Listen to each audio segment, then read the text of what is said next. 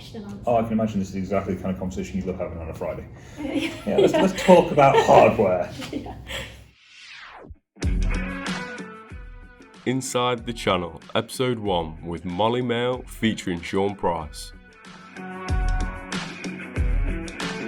So today's topic is leading a business in IT. So obviously you're the expert in that. Tell us a bit about your business in IT. So what Velez does, who they are for people that don't know. So Velez is a professional services and third-party maintenance IT services business. Yeah. We predominantly operate in Europe and Asia Pacific. Yeah. Although a lot of our client base is US based. But really what we do is we offer that after warranty service. We offer the support and the labour and the parts to global organisations that have got infrastructure dotted around the world.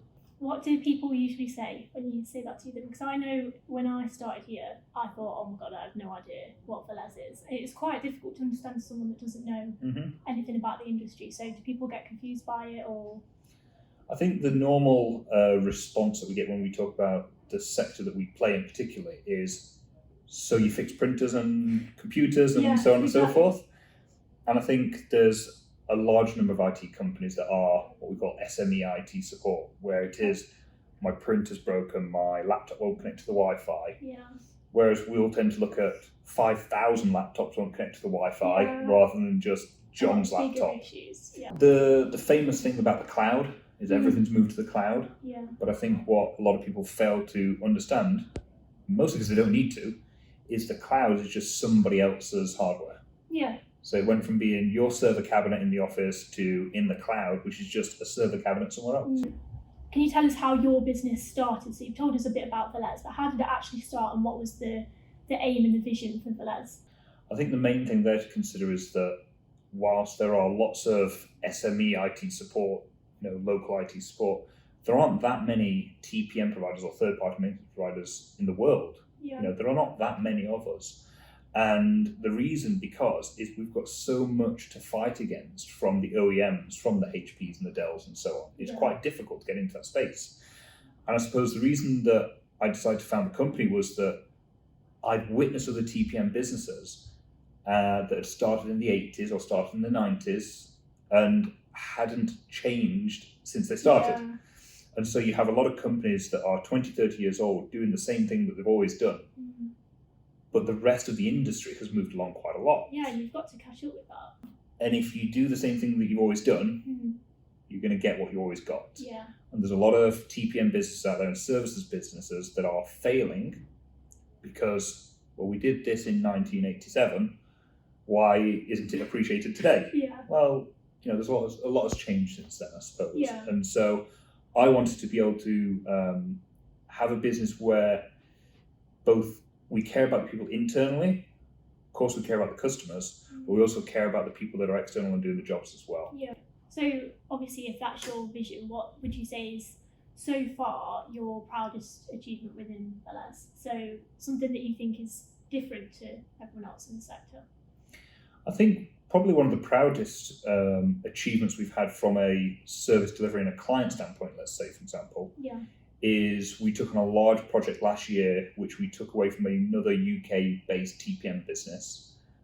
Again, they've been around for 20, 30 years. They had always done things a certain way, and they were failing at delivering the service. Yeah. And we looked at it, repriced it completely, rethought the whole project from top to bottom, and we were able to deliver exactly what the client needed at half the cost doing it elsewhere. And actually it was quite easy for us to do it because we just stepped back and said, right, we're not X years into this, we've got a fresh approach.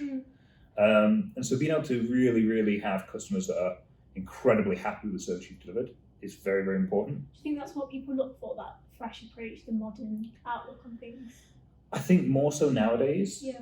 And I think that, with Velez, you can pick up the phone and you can speak to somebody here. Yeah. We don't hide behind emails, which is sort of the common trait, if you will. Yeah.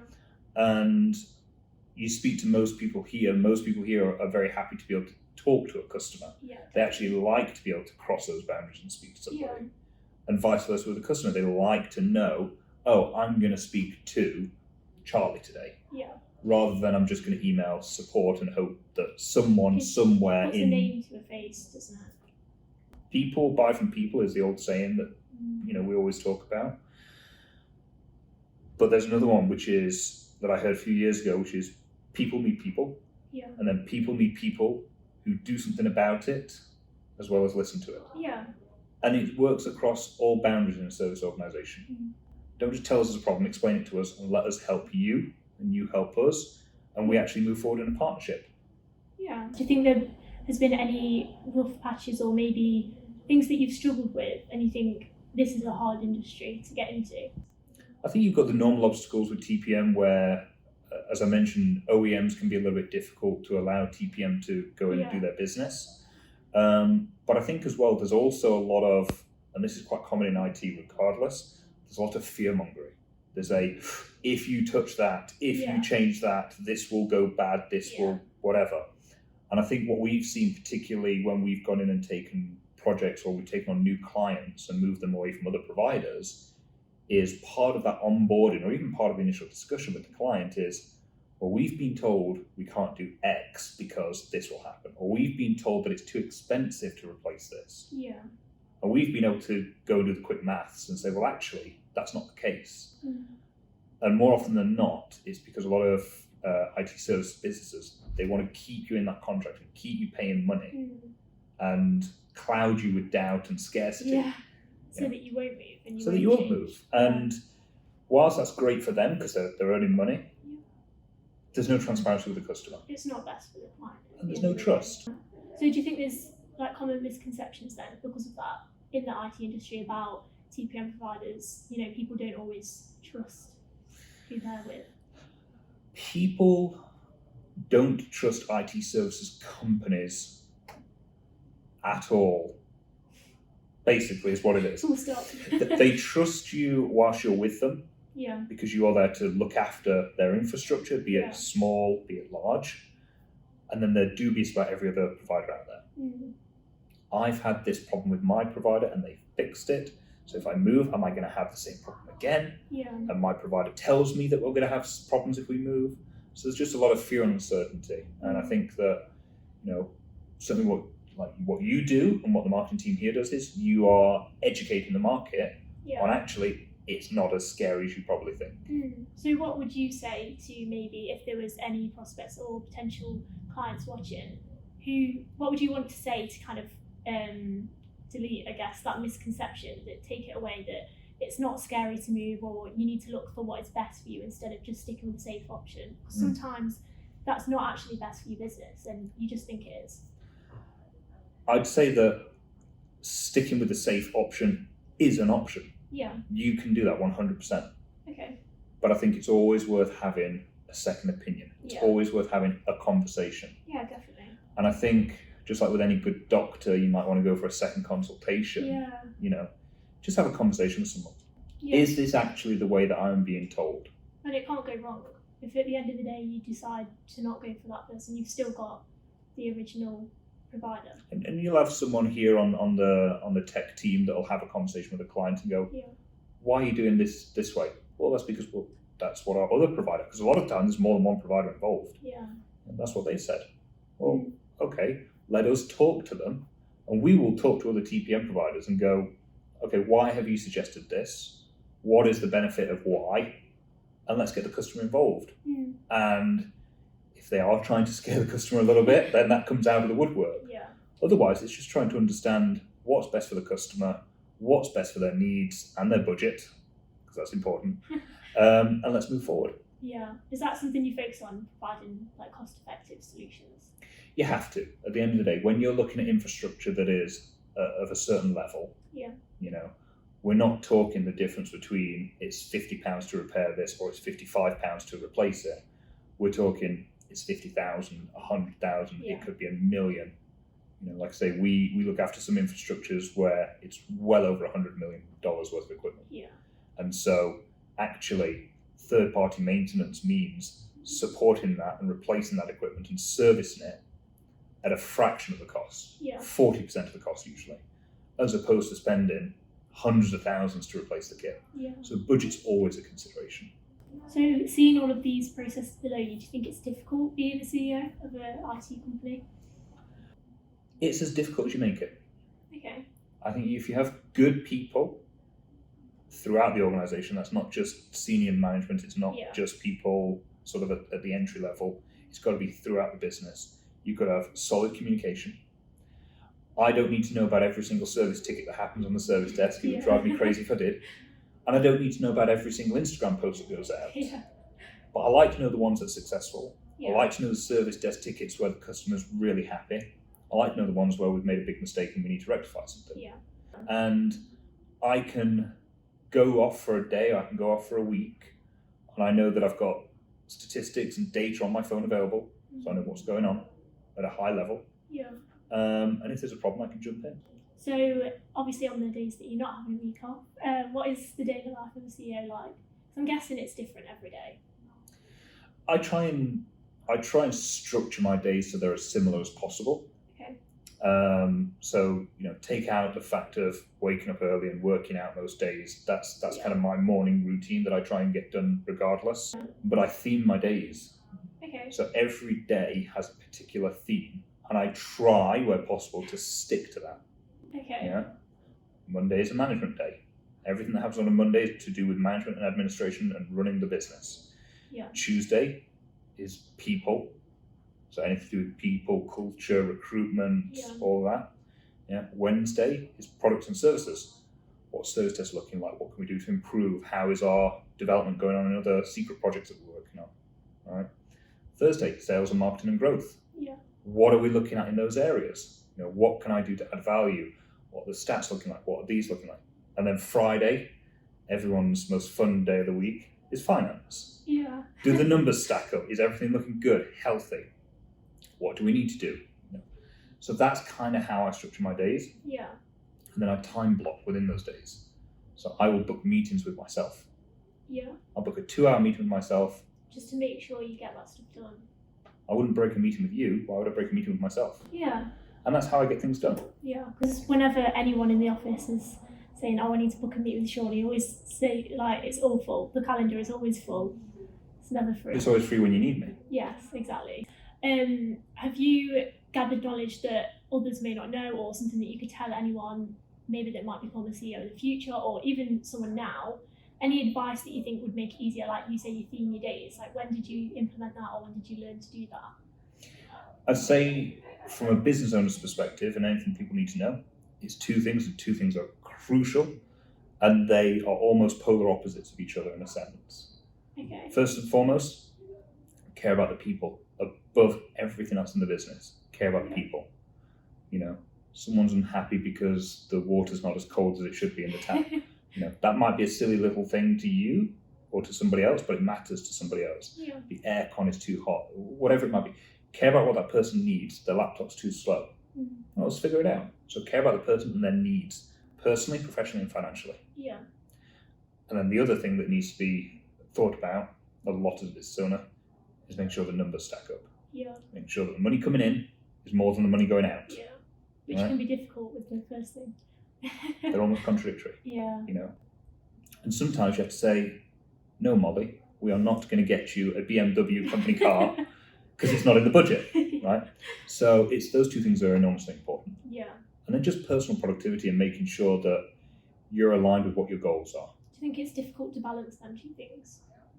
It is difficult, but that's the difference between a company with very high staff turnover and low morale, and a company where any change in headcount is purposeful and strategic, whether it's up, down, left, or right, and making sure that actually, if you can balance those two things, some days one's got to be more than the other, but everyone always understands what's going on there. Yeah. As long as you can communicate with people, I think that's the biggest thing. Do you think that was hard, especially in the last year? Yeah, it was hard, and I think most IT companies, ourselves included, had a good pandemic, as people were referring to it as, for IT services. So whilst part of the pandemic was very good to us, profitable, and business was good, there was also part of that pandemic where business wasn't so good, and it slowed down because we couldn't get people on site, we couldn't get people into buildings because of the lockdown. And certainly what we had to do was manage the numbers, but then manage the people. Yeah. How were people feeling that they were working from home? How were people feeling about coming back into the office? How were engineers feeling going out to site? And taking care of all those. So we've been talking about having a business over lockdown, before lockdown. What do you think is the most important thing to remember when having a business in 2021? Because a lot of things have changed. Do you think that has changed being a CEO, or is it the same as before? We could say it's business as usual. Yeah. But I think we'd all be lying. Yeah. Right. I think we just have to continue with our development of looking after people. That has to continue to be at the forefront. You know, we had someone sick in the office today. No COVID symptoms, right? But they are not well. Send them home straight away. Yeah. And that's fine that they can say, oh, it's okay, I can work through it. Well, where's the point in that? Yeah, it's about the well-being of them. Yeah, it matters that you go home and get rested and come back better. So continuing down the path of caring for people, obviously we've been going through our 7 weeks of wellness, our 7 pillars of wellness. Yeah. There's a couple of surprises coming in that still, which you'll find out soon. Yeah. But what's that? That's been 7 weeks, 7 different topics around well-being, every day a different activity in those days. Distracts you from the work a little bit, as in to clear your head. It gives everyone a sense of connection and to talk about. And actually, you don't have to then come in and go, you know, yeah, things are tough right now in the world. Yeah. You actually get to come in and go, I'm with people that I like, and we're getting along. And actually, what is work today? Work doesn't have to be that place that you dread going to. Yeah. Work can be a place where you go, I'm going to see people that I like, do something I enjoy, and, you know, be around people that motivate me and make me feel better. Yeah, definitely. So, knowing all of this, is there something you wish you knew before you became a CEO, not just of Velez, just in general, the CEO of a business? I'm going to sound like a broken record. I really wish I knew when I built my first business. That was a 10-year business that I built. I wish I knew then how to manage people better. Okay. And I was a first-time CEO. Yeah. And that company grew rapidly and did very, very well. It was very successful. I wish I knew at the start of that what I know today. Yeah. But everything's about learning. And so, you know, in here, and you've seen this, you know, I'll leave books on people's desks and write a nice little note in it. And for me, that's not tactical. That's me going, here's something I've read in here somewhere that I think will be valuable to you. Yeah. Every person that gets a book from me, the words in that book that I've written are not copy-pasted, as it were. That's a personal message, because I think, actually, this is something I've read and that I've taken something from. Yeah. And I have a very clear picture in my head of every single person in our company, every single person. Yeah. I can see in my head what they look like in 3 to 5 years' time. If I can't see that far ahead for that person, then... That's a different story. That's a different story. But I go, actually... You know, the things that it's taken me 15 years to learn, I want to be able to help people learn those things quicker. You might become a CEO one day, whether it's at this company or another company. But if I can go, actually, here's a few things that I learned over the years, and I'm going to bring them 10 years forward for you. Do you think that's what being a CEO is about then? It's not always about making your business successful, it's maybe about making the employees the best they can be as well. Yeah, and I had this conversation with somebody recently, which was, if we got to a point where you outgrew the business, then I will do whatever I can to help you go and be successful in the next thing that you do. Yeah. And if you said, Sean, I want to go out and start my own marketing agency, we might become your first client. Yeah. You never know. True story, right? And I think if you've got great people in the business, help them accelerate, they will accelerate the business, and the business in turn should accelerate them. Yeah. And like I said, every single person in this business, I can tell you 3 to 5 years what they're going to look like. Yeah. From my perspective. And that's also my hope. Yeah. Based on the feedback I'm getting from that person.